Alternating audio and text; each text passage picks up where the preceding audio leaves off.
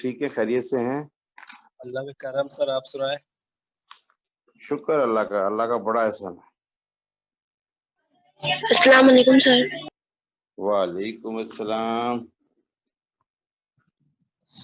अस्सलाम वालेकुम सर। वालेकुम अस्सलाम।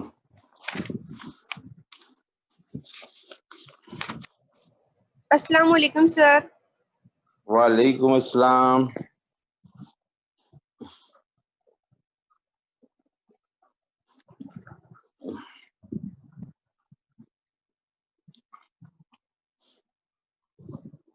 अच्छा, स्टार्ट करते हैं। पहले तो मैं आपको एक इंफॉर्मेशन बता दूं। एवोल्यूशन का मकसद ये था कि वो चीज कब स्टार्ट हुई।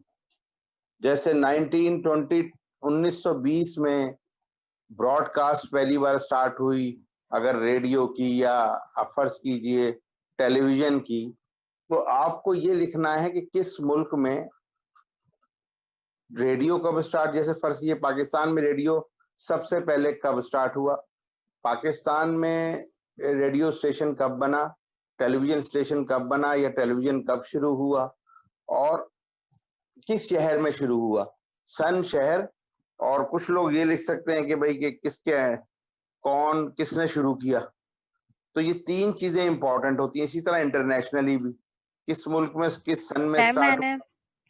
मैंने इंटरनेशनली किया, ऑल ओवर द वर्ल्ड में, मतलब हाँ, सिर्फ पाकिस्तान से नहीं लिया। हाँ, लेकिन सर उसमें बोले। सर मैंने भी यही किया है। मैंने ना पहले थोड़ी हिस्ट्री बताई है कि कब स्टार्ट हुआ और किस मुल्क से स्टार्ट हुआ, और इसके बाद मैंने पाकिस्तान पे बात ले आके पाकिस्तान में बताया कि पाकिस्तान में कब और कैसे स्टार्ट हुआ, किसने स्टार्ट किया, और फर्स्ट 3 चैनल से फर्स्ट 3 न्यूज़पेपर्स के बारे में बताया। हाँ, गुड, ऐसे ही मैंने भी ऐसे ही किया।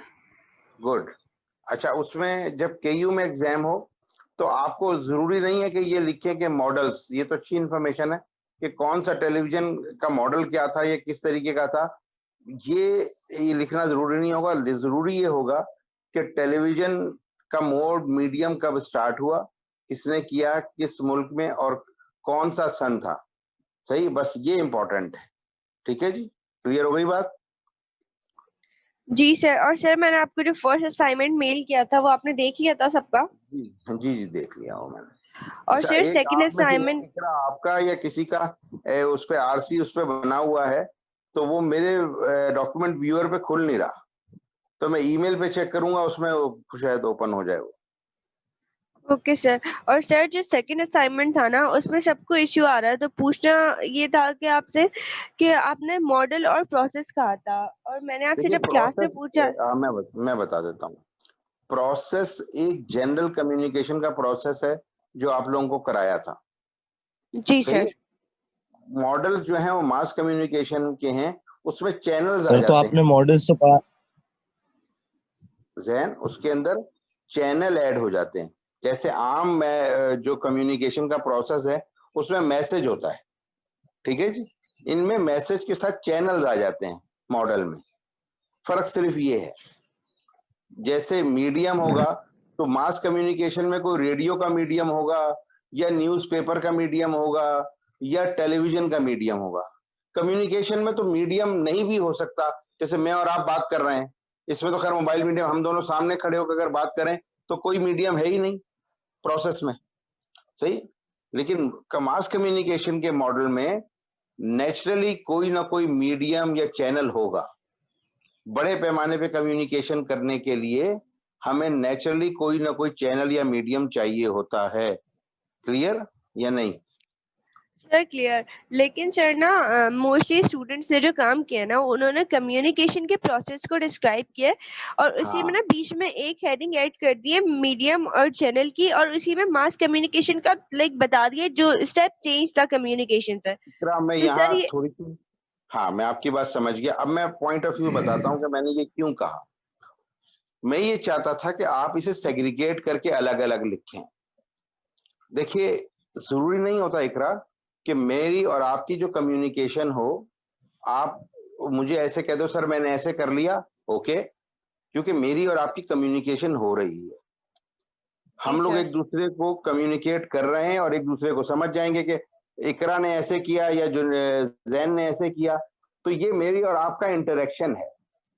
अब फर्ज कीजिए एक दूसरा पहलू ले लेता हूं मैं कि हमें ये बात कराची यूनिवर्सिटी वाले को समझानी, एक्सटर्नल को, तो वो आपसे कम्युनिकेशन में नहीं होगा। सही है, जैसे आपने मुझे कहा हमने मास कम्युनिकेशन ऐड कर दिया, मैं अगर ये असाइनमेंट की हद तक मुझे समझ आ गई बात। लेकिन अगर मैं ये कहूं कि ये एक्सटर्नल कराची यूनिवर्सिटी के हिसाब से ये जो है इसको सेग्रीगेट कर दो, अलग अलग कर दो, ताकि तुम लोगों का जो विजन हो वो कराची यूनिवर्सिटी के हिसाब से सेट हो जाए एग्जामिनेशन के हिसाब से फ्यूचर में, तो मैं ये चाह रहा था, समझ रहे हैं आप, कि आपको डिफरेंस, सेग्रीगेशन और हमारा कराची यूनिवर्सिटी का जो मेथोडोलॉजी है उसकी तरफ भी हम रहें। क्योंकि देखिए अमूमन होता क्या है कि नॉर्मली ऐसा होता है कि मैं अपनी मेथोडोलॉजी बता रहा हूँ, मैं फर्स्ट क्लास से ऐसे लेके चलता हूँ कि हमारे केयू में एग्जाम होने हैं, स्टूडेंट्स का टाइम भी बचाना है, नोट्स का टाइम भी बचाना है, और आखिरी 1 महीने में इन्हें ये टेंशन ना हो कि ये सवाल कहाँ से पिक करना है या ये हेडिंग कहाँ से मिलेगी। ठीक है, तो ऑब्जेक्टिव ये था कि जब आप अलग अलग लिखेंगे, यहाँ तो आप मुझे बता देंगे सर मैंने इसमें ऐड कर दिया, ओके नो प्रॉब्लम, क्योंकि मेरी आपकी इंटरेक्शन है, कराची यूनिवर्सिटी के चेक करने वाले से किसी का इंटरेक्शन नहीं होगा, वो सिर्फ आपकी सर कॉपी। बोले सर मैंने ना इसी तरह किया है, पहले कम्युनिकेशन के मॉडल्स और प्रोसेस अलग अलग डिफाइन किए, फिर मास कम्युनिकेशन के मॉडल्स एंड प्रोसेस अलग अलग डिफाइन किए हैं। गुड फाइव, सही है। मैं यही कहना चाह रहा हूँ कि हम जो चीज आप वैसे बता, जैसे मिड टर्म में आप कोई चीज करो और मुझे कहते हो सर मेरे से ये मैंने मिक्स करके लिख दिया है, तो मैं आपको उसी पे नंबर दे दूंगा, लेकिन क्या कराची यूनिवर्सिटी वाला देगा? नो, उसके साथ इंटरेक्शन, अगर आपकी गलती भी हो जाए तो आप मुझे रेक्टिफाई कर सकते हो फोन करके कि सर ये मैंने ऐसे लिख दिया था, इसको इस तरह चेक कर लेना है, मेरा मकसद ये था, ओके नो प्रॉब्लम। लेकिन हमें जो नजर रखनी है वो रखनी किस पे है? कराची यूनिवर्सिटी में। हमारा विजन क्या है कि जो कराची यूनिवर्सिटी का एक्सटर्नल है, सही है, उसके पास हमारा कोई इंटरेक्शन नहीं, वो सिर्फ जो लफ्ज हम लिखेंगे सिर्फ उससे समझेगा। आपको थोड़ी सी बात आपको समझ आई या नहीं आई? जी सर, आ आप गई समझ। बस मैं ये चाहता हूँ, ठीक है ना। फिर इकरा इससे फर्क क्या पड़ेगा कि जब ये जैसे जैसे हमारा वक्त गुजरेगा ना, तो आप लोग और सुकून में आते जाओगे, नोट्स प्लस आपके पास चैप्टर्स प्लस इम्पोर्टेंस और प्लस मेथोडोलॉजी। तो ये अभी आपको फर्क नहीं पड़ेगा, ये फर्क पता लगेगा जब आप 2 महीने बाद सारे सब्जेक्ट रिव्यू करोगे, तो आप कहोगे यार मास कम्युनिकेशन में मुझे कोई इशू नहीं आ रहा, मैं इसका टाइम दूसरे सब्जेक्ट पे दे सकती हूँ या दे सकता हूँ। सही है, तो ये मेरा मेथोडोलॉजी पहले दिन से बस यही होता है, और मेरी कोशिश यही होती है कि हम वो चीजें। सर आपकी आवाज कट रही है। कोई चाहता नहीं है मैं तुम लोगों से बात करूं, हैं? माइक इंटरनेट इशू आ वाले रहा भी है। ठीक है, अच्छा लिखो। जी sir. 3 major dimensions, 3 major dimensions of communication or mass communication, whatever. अगर 3 major dimensions की बात आ जाए, what are the 3 major dimensions of mass communication?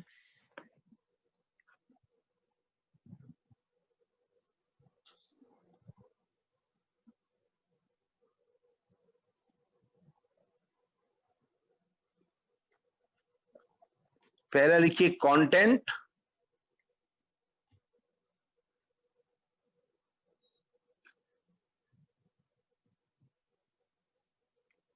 दूसरा है फॉर्म, FORM,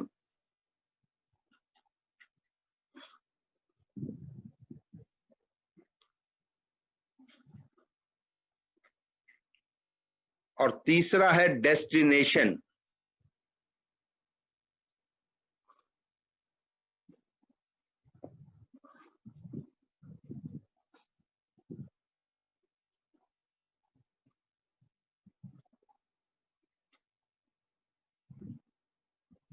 सर रिपीट कर देंगे एक दफा?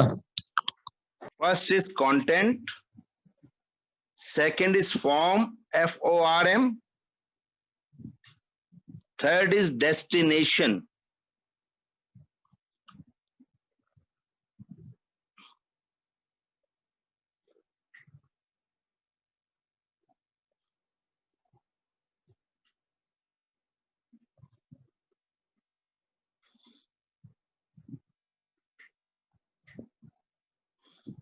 ठीक है जी। किसी भी कम्युनिकेशन में कंटेंट कहते हैं कि उसमें मवाद क्या है, मतलब मीन्स उस मैसेज क्या है और मकसद क्या है, उसके अंदर जो कंटेंट है वो इंपॉर्टेंट है। देखिए, कितनी भी खूबसूरत राइटिंग में ये लिखा जाए कि फलां साहब की डेथ हो गई, तो क्या ये मैसेज खूबसूरत हो जाएगा? No sir. गुड। क्यों खूबसूरत नहीं होगा हम ना? सर ये एक बैड न्यूज है, आप इसे कितने भी अच्छे तरीके से डिफाइन करते हैं, न्यूज तो बैड ही रहेगी। Very good. मैं मिसाल इसलिए दे रहा हूं कि बहुत सारे लोग ये समझते हैं कि किसी चीज का अपीयरेंस काउंट नहीं करता, कभी कभार, लेकिन उसका मैसेज काउंट करता है। जैसे किसी को ये लिख के दे दिया जाए, your services are no more required, और वो कितने भी खूबसूरत लेटर में दे दिया जाए, कितनी भी साफ सुथरे अंदाज में प्रिंट आउट कर लिया जाए, लेकिन उसका कंटेंट मवाद कह रहा है this is a bad news. ठीक है जी। इसी तरह जब आप कंटेंट की बात करते हैं तो आपको ये पता होना चाहिए कि हम क्या बात किसमें लिख रहे हैं, और उस कंटेंट में आपको मकसद अपना पता होना चाहिए।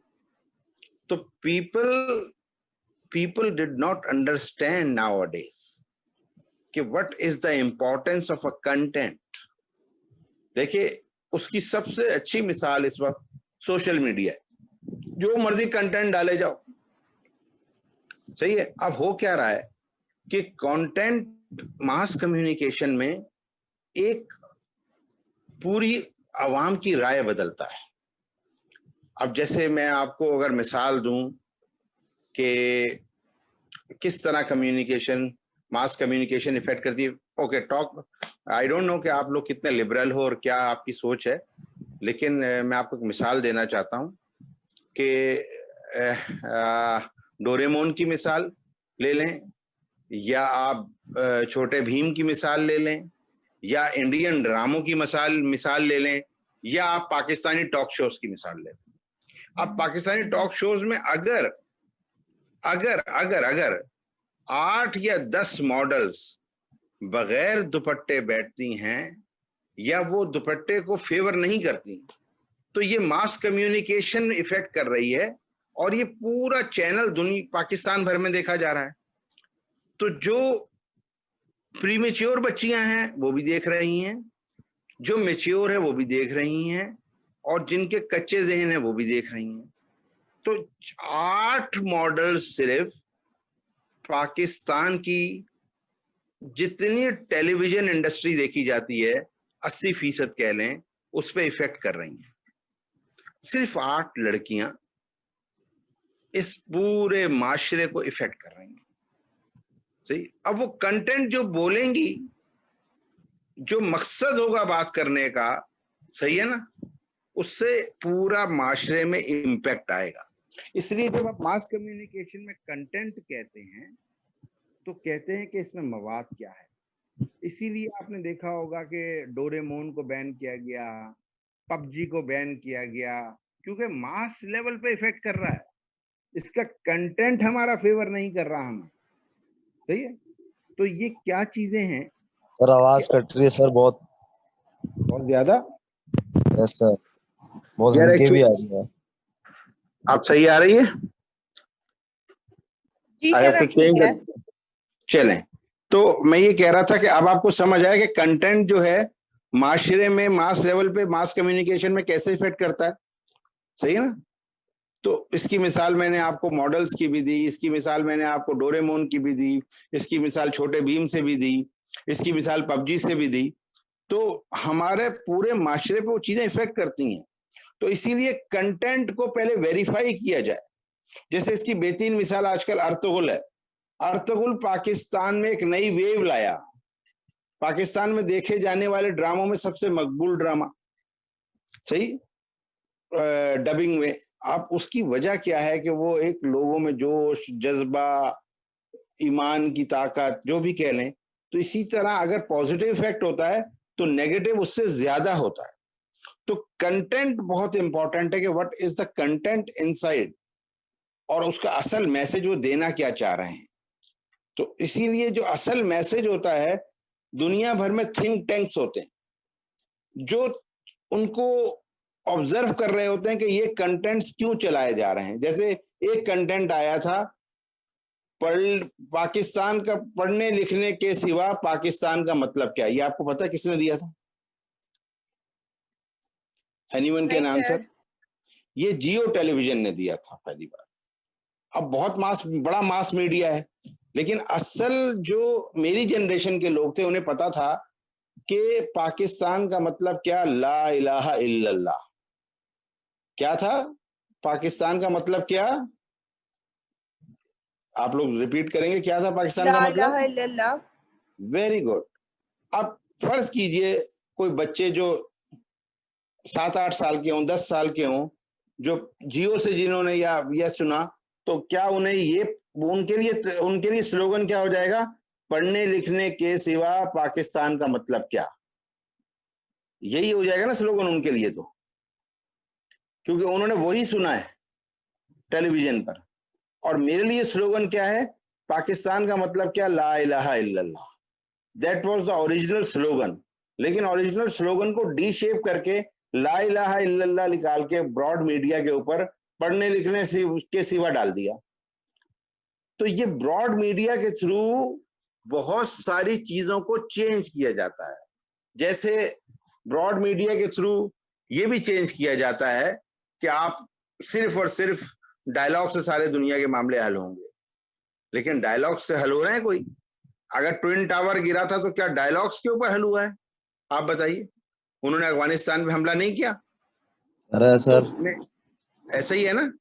तो बिल्कुल दुनिया सर, अभी में, हेलो आवाज आ रही है आप लोगों को सही? जी सर। तो अब आप समझे कंटेंट कितना इंपॉर्टेंट है। हम बहुत सारी चीजों को अपने माशरे में लाइट लेते हैं। अब मैं आपको अगर थोड़ी सी मिसालें और दूं तो आपको समझ आ जाएगा कि ये कंटेंट होता क्या है।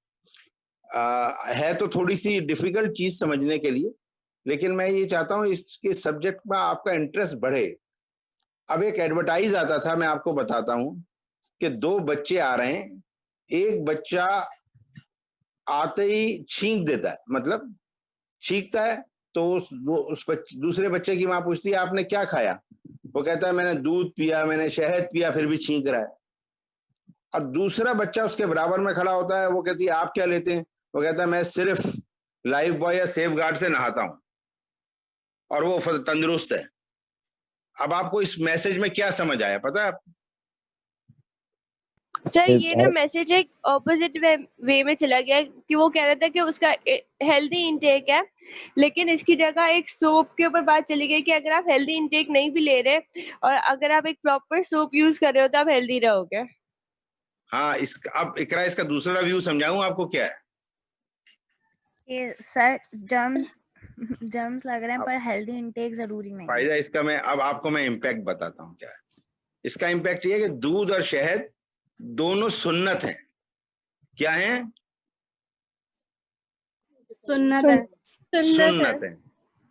तो आपको सुन्नत से हटा के ये बताया जा रहा है कि दूध और शहद की अहमियत नहीं है, इस सेफ गार्ड या लाइफ बॉय की अहमियत है। समझ गई आप? अच्छा, जब ये बच्चा बड़ा होता जाएगा तो ये ऑटोमेटिकली दूध और शहद से दूर हो जाएगा। सही है? और ही विल फील कि दूध और शहद मेरी हेल्थ में कोई कंट्रीब्यूशन नहीं करते, और जबकि सुन्नत ये कह रही है कि ये बहुत बड़ा कंट्रीब्यूशन करते हैं। ठीक है ना? अब ये मैंने एक मिसाल दी है आपको। दूसरी मिसाल मैं आपको देता हूं। दूसरी मिसाल, एक डॉक्टर है, वो कहता है मेरा सारा दिन का काम है लोगों को बीमारी से निजात दिलाना, और अपने सर दर्द के लिए पैनाडोल खाता है। आपने देखा है एडवर्टाइजमेंट? यस सर, पैनाडोल वाला ना। हाँ, उसमें अब आपके नोट करने की चीज, आप छोटे हो, वो उल्टे हाथ से दवाई खाता है, पानी पीता है, वो दवाई खाता है और खड़े होके पानी पीता है। अब अगर हमारे माशरे और इस्लाम में ये है कि बैठ के सीधे हाथ से खाओ और और बैठ के पियो, तो ये मनाफी सुन्नत है। तो ये मास लेवल पे आपके जहनों में चीजें डाली जाती हैं, और फिर एक वक्त ऐसा आता है कि आपको बुराई एक्सेप्ट करते करते इतनी आदत हो जाती है कि आपको बुराई बुराई लगती ही नहीं है। सही है ना?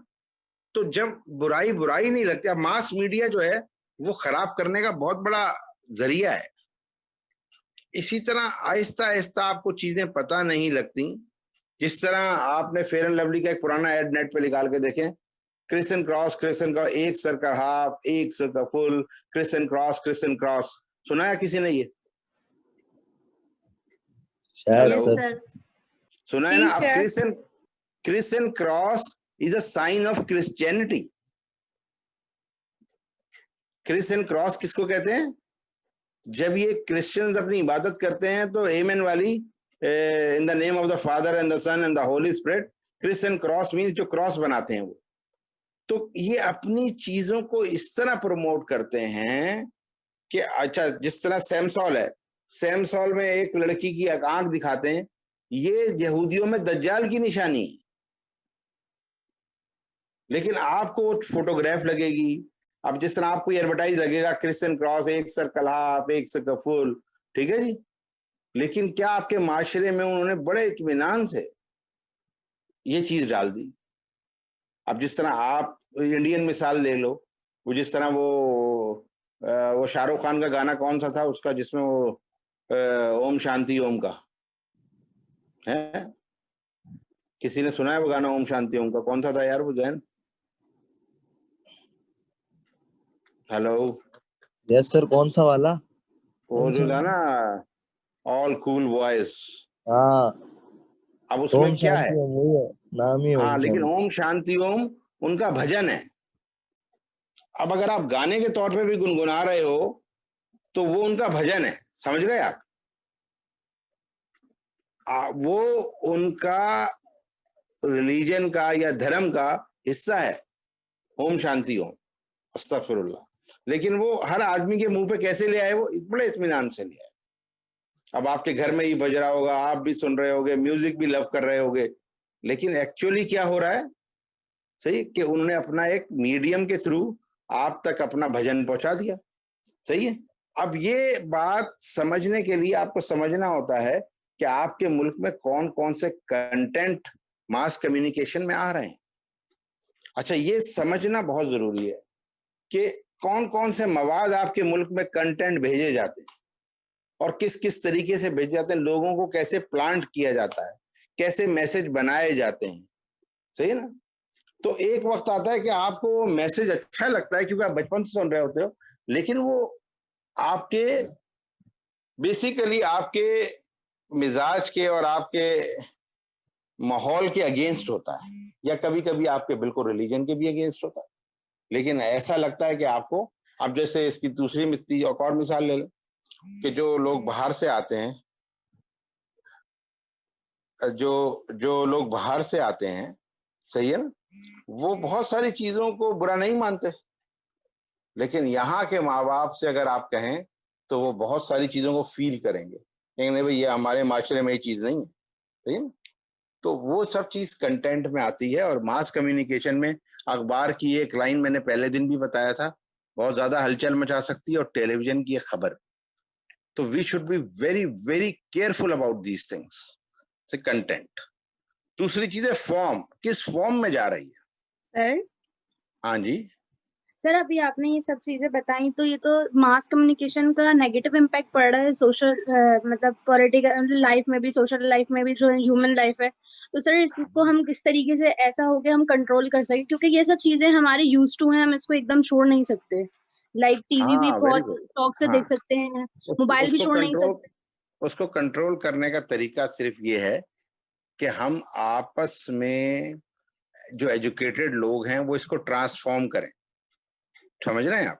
जैसे मैंने एक बात आपको बताई, अब आपका फर्ज है कि आप 4 लोगों को और समझाओ, या फर्ज कीजिए कि आपकी कोई छोटे बहन भाई हैं, अगर आप उसे उस कंटेंट से बचाते हो और उन्हें तस्हीह करते दोगे नहीं ये बात सही नहीं है, सही है ना, ये मॉडल्स जो दुपट्टा नहीं दे रही हैं हमारा माहौल नहीं है, सही है ना, हमारा माहौल दूसरा है, तो ये इसका हिस्सा है। देखिए कुछ चीजों के अगेंस्ट हमें फाइट करनी होती है, सही है?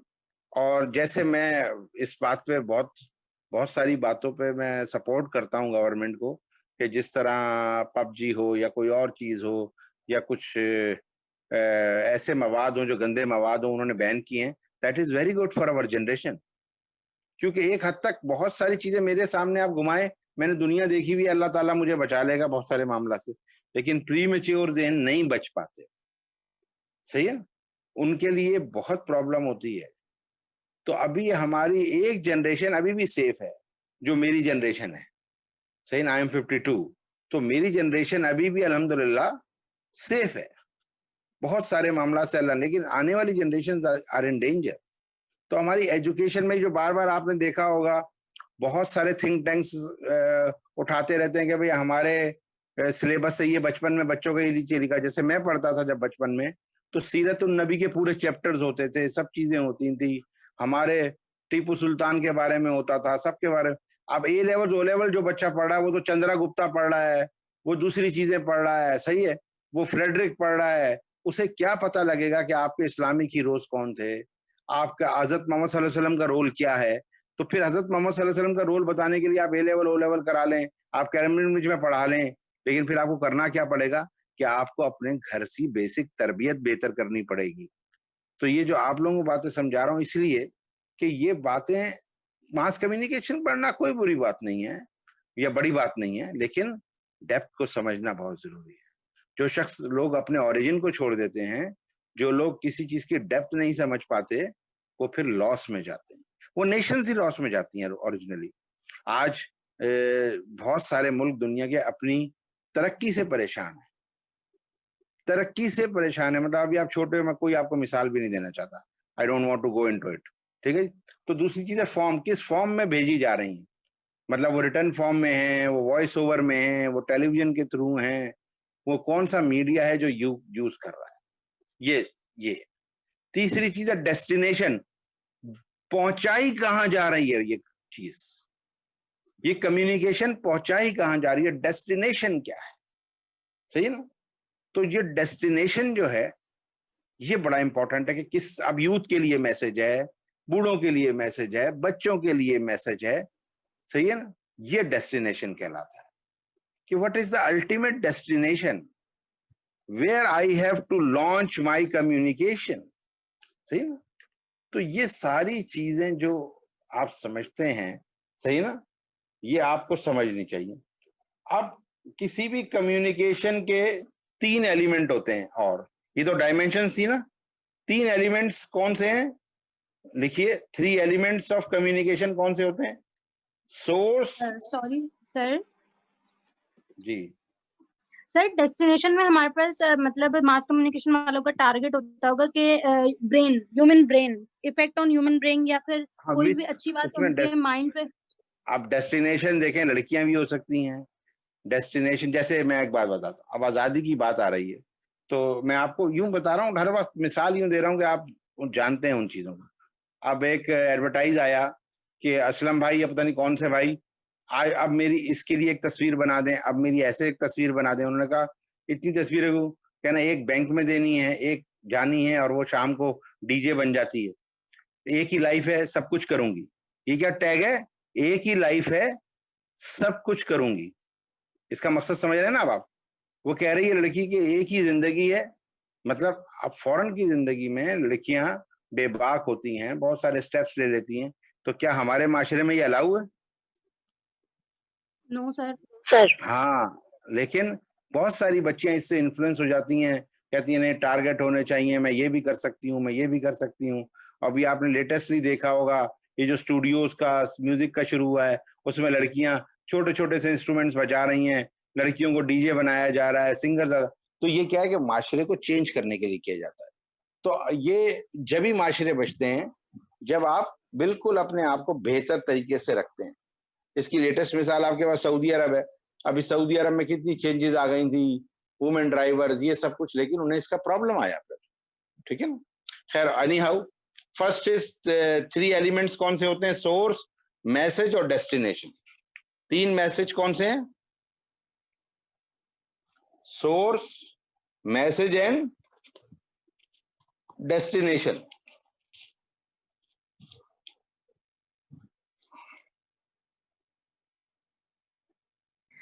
सर फिर से रिपीट करना। Source, message and destination. अच्छा, अगर आपसे कुछ जनरली पूछे कि is it communication is a reciprocal process, तो आप क्या जवाब देंगे?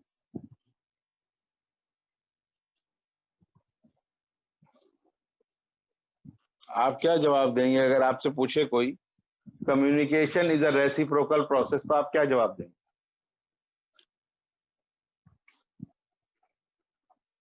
हेलो, सर वापस से रिपीट करें। Communication is a reciprocal process. Sir, yes, it's a reciprocal process. Good. क्यों? अगर कोई बोल रहा है तो हमें सुनना है, सही है ना। सुनना भी कम्युनिकेशन के प्रोसेस का हिस्सा है। और अगर दूसरा बोल रहा है तो सामने वाले को चुप रहना है, ठीक है। तो तभी तो हमारी इफेक्टिव कम्युनिकेशन होगी, वरना इफेक्टिव कम्युनिकेशन हमारी हो ही नहीं सकती। नहीं होगी।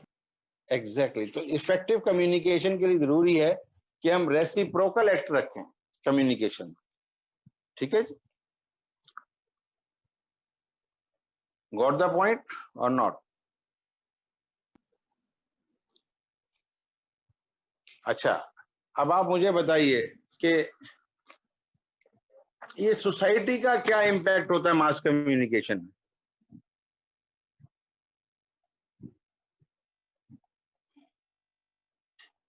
Hello,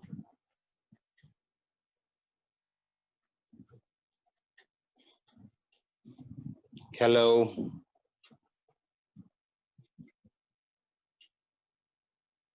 hello. सर रिपीट करना सर। सोसाइटी में क्या इम्पैक्ट होता है मास कम्युनिकेशन का?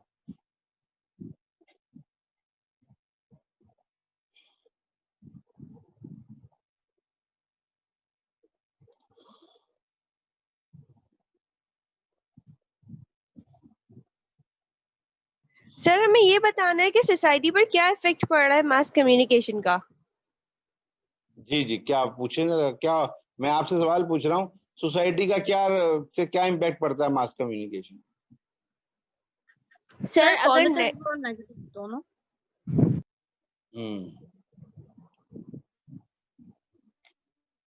इकरा स्पीक। हाँ, बोलें बोलें। सर देखें, अगर हम नेगेटिव वे में देखें कि सोशल मीडिया का नेगेटिव इम्पैक्ट, और मतलब ऑब्वियसली मास कम्युनिकेशन का सोर्स है सोशल मीडिया, जिससे पुअर्टी बढ़ रही है और क्राइम इंक्रीज हो रहा है और मेंटल और फिजिकल हेल्थ पे इफेक्ट हो रहा है। हाँ, गुड। और उसके अलावा पॉजिटिव भी है, जैसे तारिक जमील साहब के बयान आ जाते हैं, सही है ना, हम सुन लेते हैं, और फेसबुक पे दरूद शरीफ आ जाता है, तो दोनों हैं। लेकिन नॉर्मली इंसान की नेचर है कि वो जरा नेगेटिव चीजें पहले जरा पिक कर लेता है, ये तो एक ह्यूमन नेचर है, सही ना। तो सोसाइटी पे इसका पॉजिटिव इम्पैक्ट भी है और नेगेटिव इम्पैक्ट भी है। तो सर हमेशा फेमिनिज्म टाइप जो मास मीडिया में स्टार्ट हुआ था। किसमें? फेमिनिज्म जो मास मीडिया में जो है वो इसका ट्रेंड स्टार्ट किया था, जिसका हाँ, बहुत बिल्कुल गलत ऐसे इम्पैक्ट पड़ा है। बिल्कुल ऐसे ही है, अपोजिट बिल्कुल है। ऐसे ही है। तो आप लोगों को बस ये देखना है कि अच्छा, ये टाइम अगर खत्म हो जाए तो दोबारा रिज्वाइन कर लीजिएगा, ठीक है। हेलो, हेलो, जी सर। जी सर। जी सर। मतलब रिज्वाइन कर लेंगे हम लोग इसी अगर को टाइम खत्म। इसी अच्छा, लिंक जी सर। एक हेडिंग डालें, intra personal communication.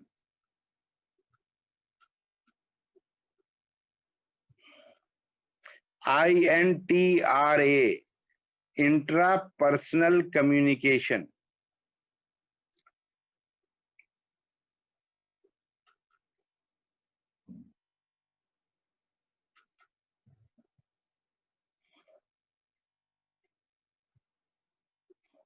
Intrapersonal communication उसे कहते हैं जो नर्व्स और सेंसेस से कम्युनिकेशन की जाए।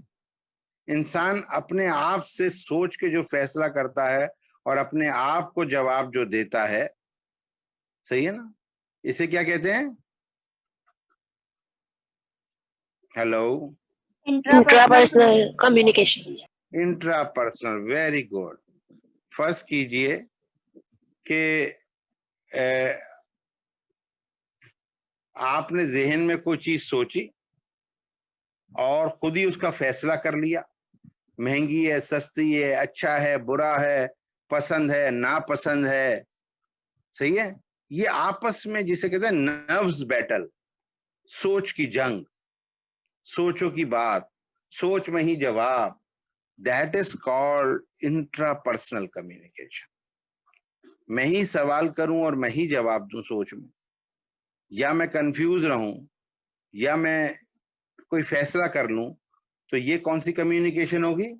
Intrapersonal communication. बात समझ आई?